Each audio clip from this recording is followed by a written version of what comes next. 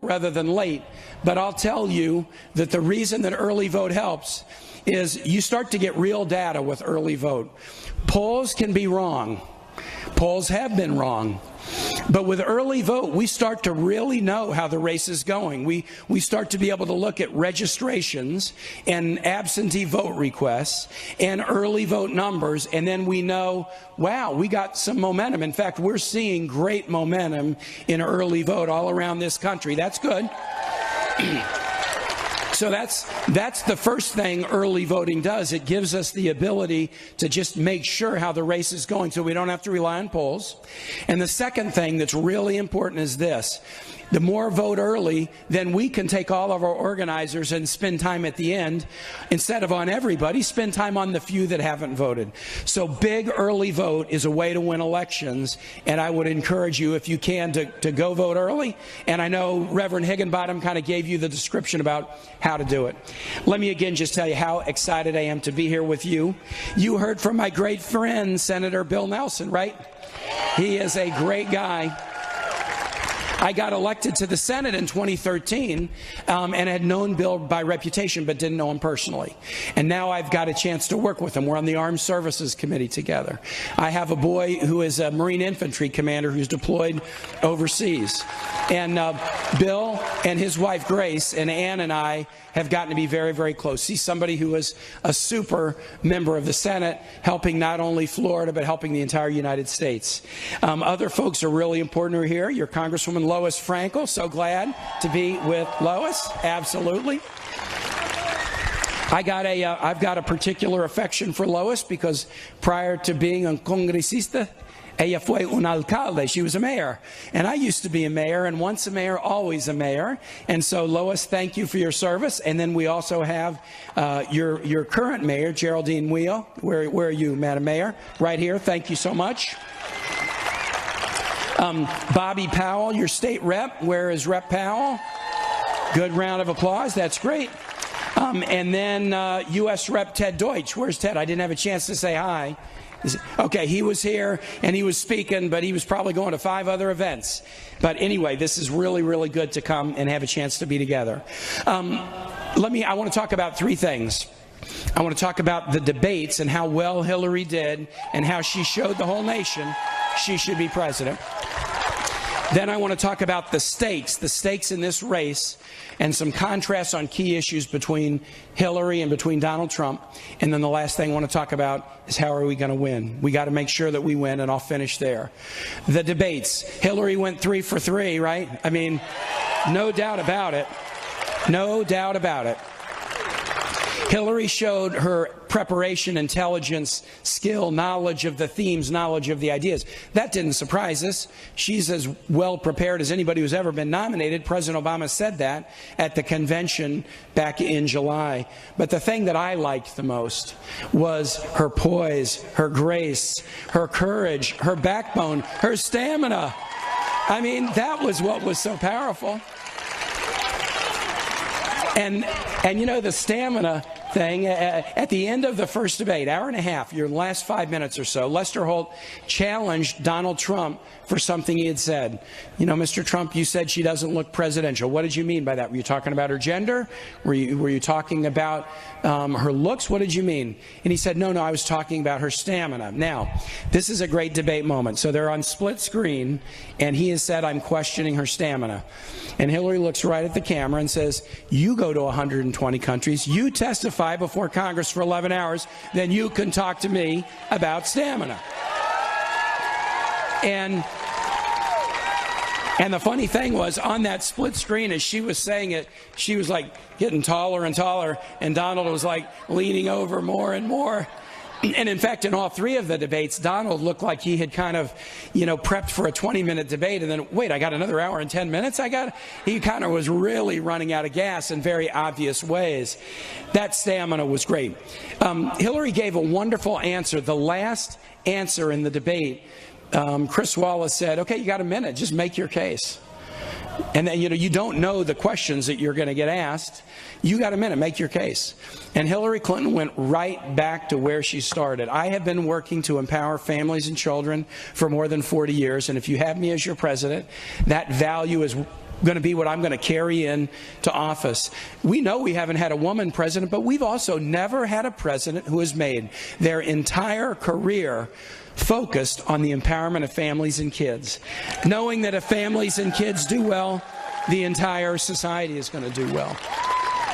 So those were magnificent moments. Now, Donald had some memorable moments too. Just in the last debate, I can think of three.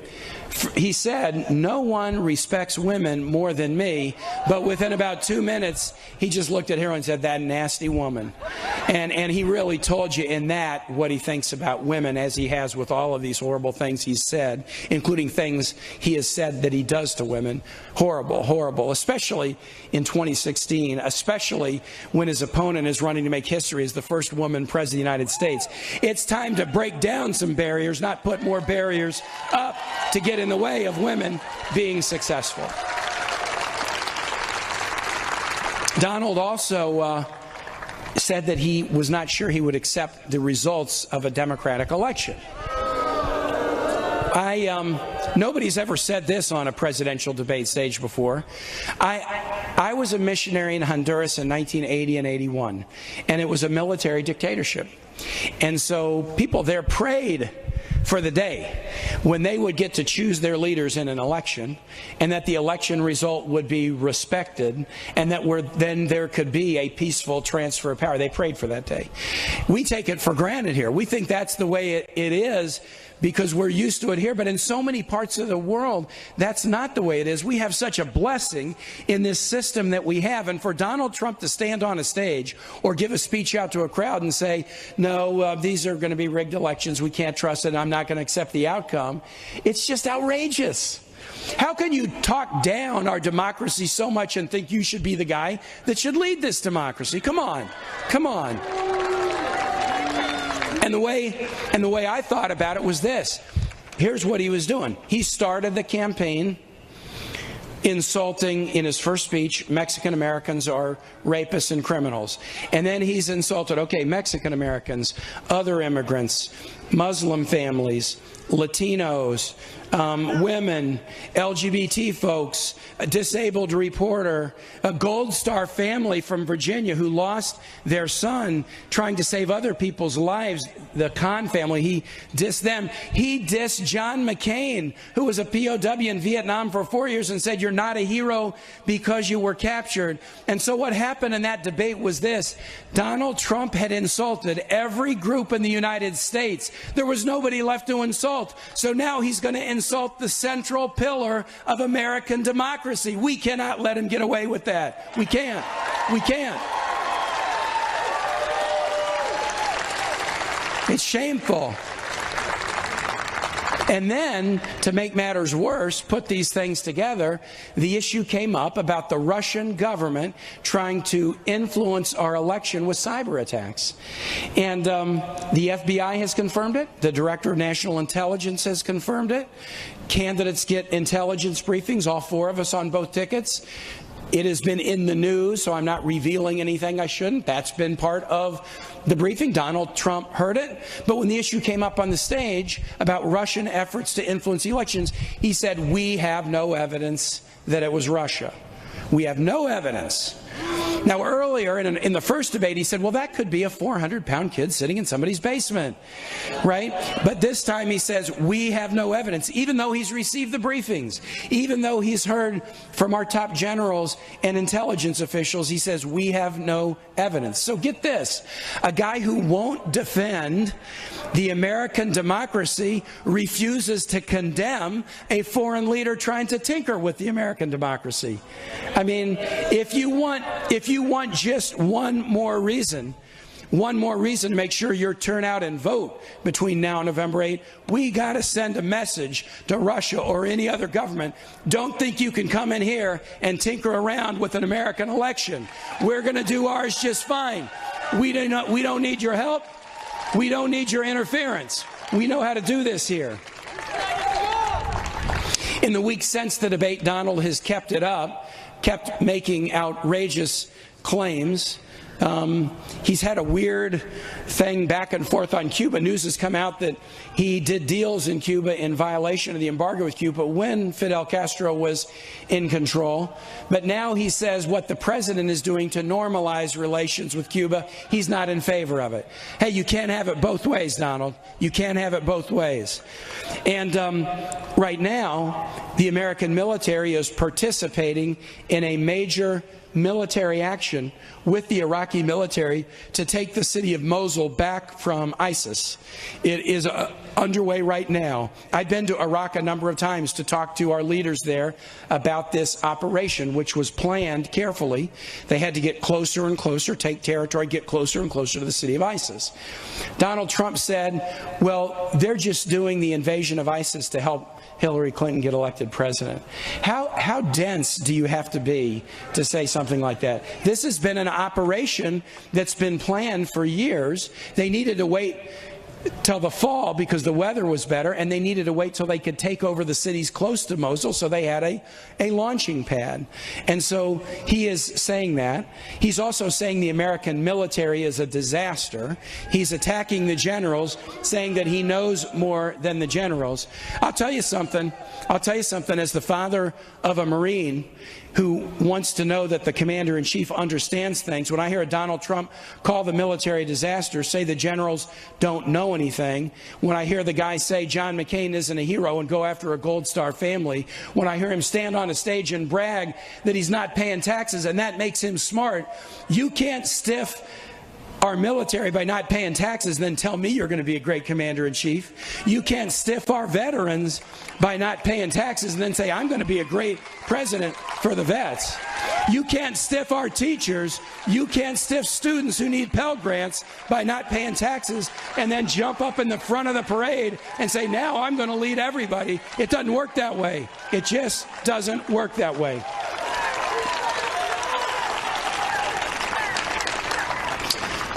Let's talk about what's at stake. It starts with not just issues. I'm going to talk about some issues, but it starts with values, because this is what's at stake.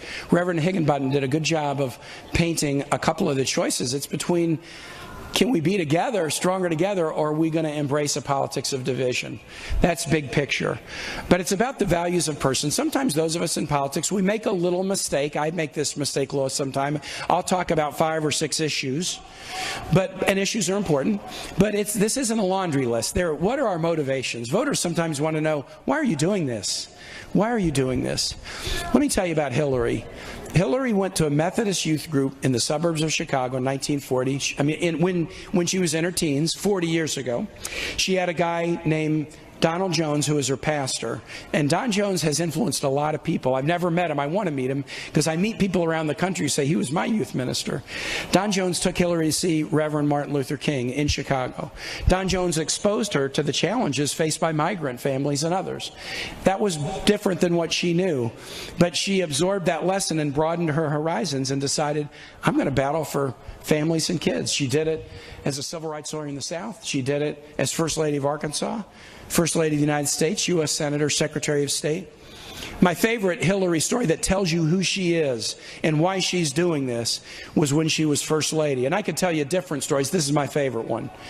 Hillary really wanted to work with President Clinton to get health care done. You know, health care reform for everybody. Thank goodness President Obama kept at it. And now all right, everybody, we're going to cut out of this for just a few moments to take you to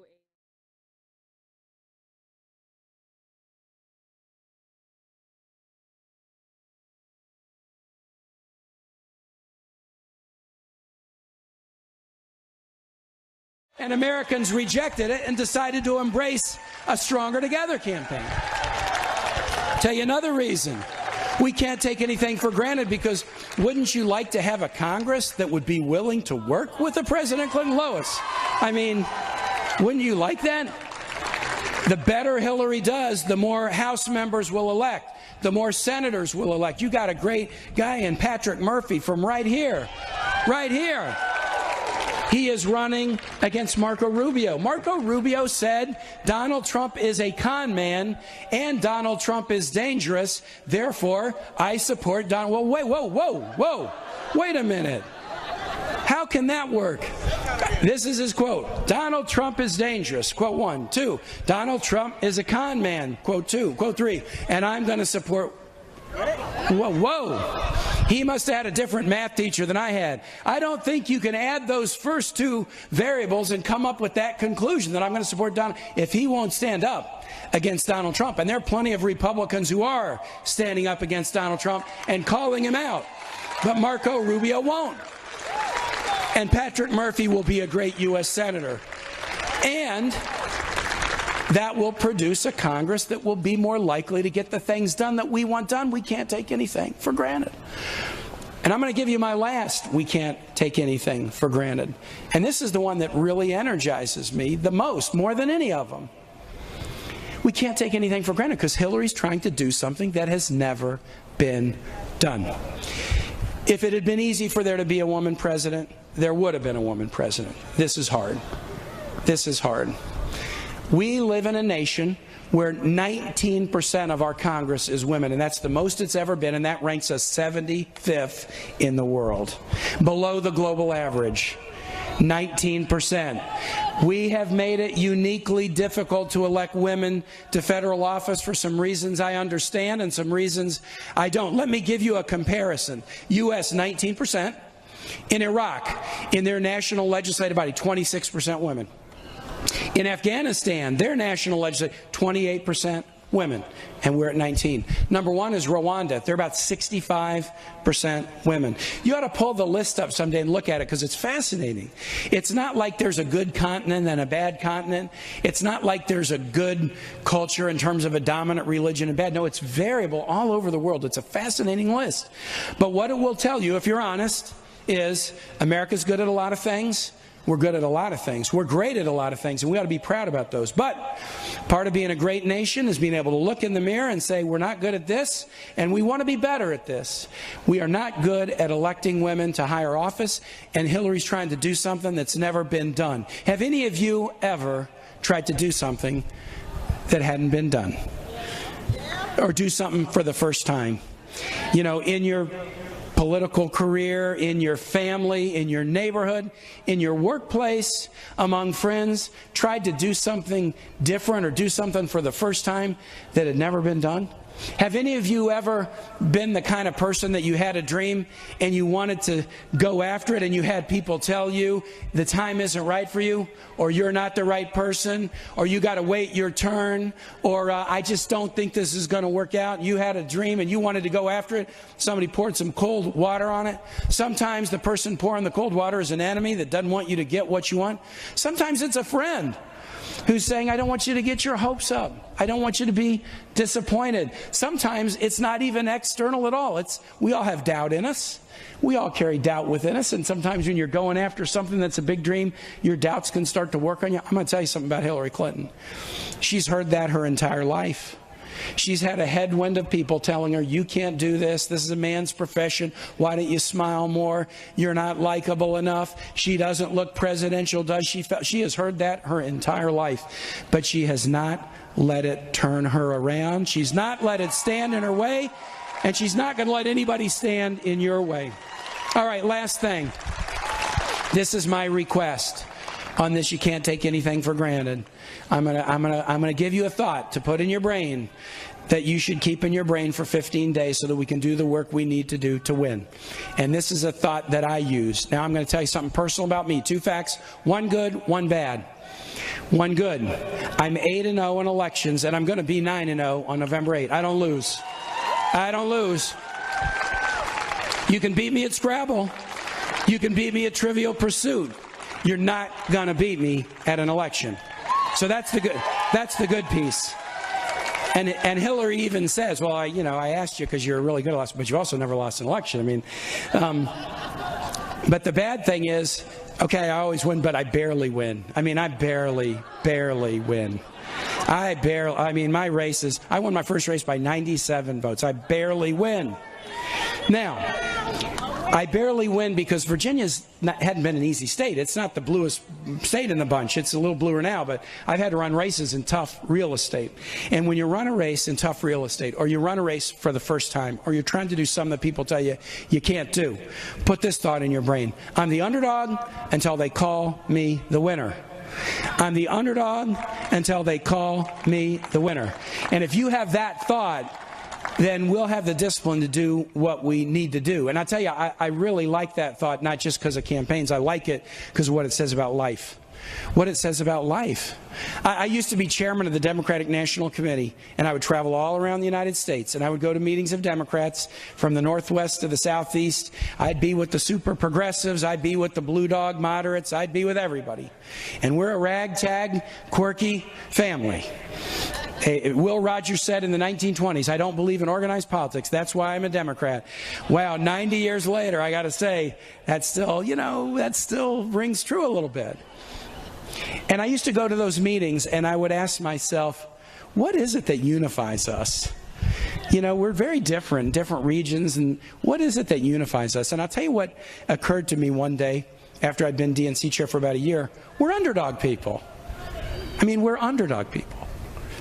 I don't know whether it's genetic or what, but the people that I know in this big family, we just kind of have that instinct to battle for the underdog a little bit. I come from a religious background, but this is a story that everybody knows, the Good Samaritan. There's somebody beaten up, lying on the side of the road, and that person needs help.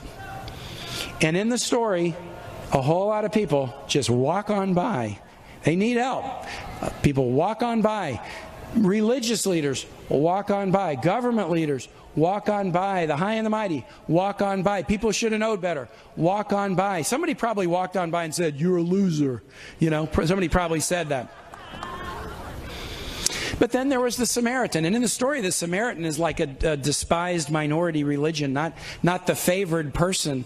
And the Samaritan decides, I'm not going to walk on by. I'm going to help this person out. I'm going to help this person out. There's a lot of people in society today, because this isn't a story about yesterday. This is a story about today, and it's a story about tomorrow. There's a lot of people in society today, right here in West Palm, in Virginia, all over this country, any zip code, who are on the side of the road and they're asking for help. Maybe they've been a victim of violence. Maybe they're struggling with hunger. Maybe they have an opioid addiction. Maybe they're worried that their business is going to close. Maybe they need health care. Maybe they're a kid getting bullied in their middle school. Maybe they made a mistake when they were young and they need a second chance. Maybe they just need a word of friendship because they're lonely and they don't know where to turn for help. And they're there. And they're there and they're asking the people walking on the road to help them out. Hillary Clinton is not somebody who will just walk on by.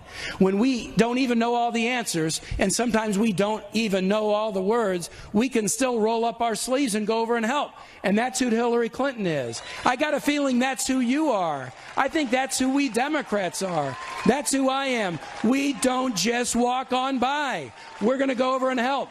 And the way we can help right now on all those causes I talked about is make sure we turn out in full force and show our nation and show the world what values we embrace and what values we reject. So get that underdog spirit for 15 days. Do the best work you know how to do, and we know you can do it. And then on the evening of November 8th, we're going to show the world that Americans aren't just walk-on-by people, and we're going to make history behind a very well-qualified woman who's going to be a great president, our friend Hillary Clinton. Thanks, Florida. Thanks, West Palm. Let's go win.